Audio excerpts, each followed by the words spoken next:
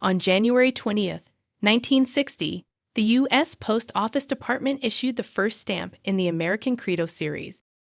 The Post Office Department created the American Credo Series to re-emphasize the ideals upon which America was founded and to honor those great Americans who wrote or uttered the credos. The stamps were designed to resemble colonial currency. Also, symbols that relate to the statement are used in the designs, as well as a likeness of the author's signature. 100 distinguished Americans chose the individual principles. The first American Credo stamp pictures the scales of justice and was first released at George Washington's home in Mount Vernon, Virginia.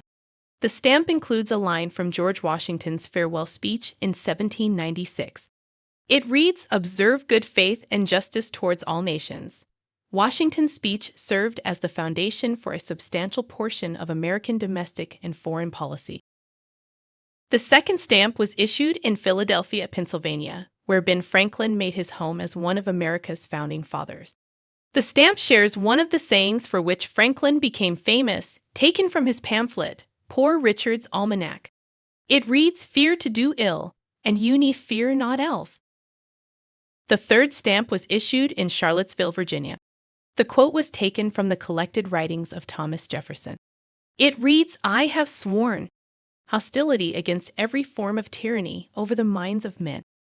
The original quote was part of an 1800 letter from Jefferson to Benjamin Rush. In addition to the quote and Jefferson's signature, the stamp also pictures a hand holding a flaming sword.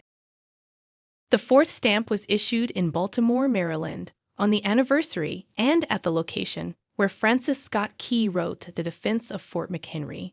The poem, once set to a tune popular at the time called To Anacreon in Heaven, became the Star-Spangled Banner and our nation's national anthem. The popular form of the anthem only features the first stanza. Key's lyrics included 4 stanzas, with the highlighted quotation appearing at the end of the song, "And this be our motto, in God is our trust, and the Star-Spangled Banner in triumph shall wave o'er the land of the free and the home of the brave."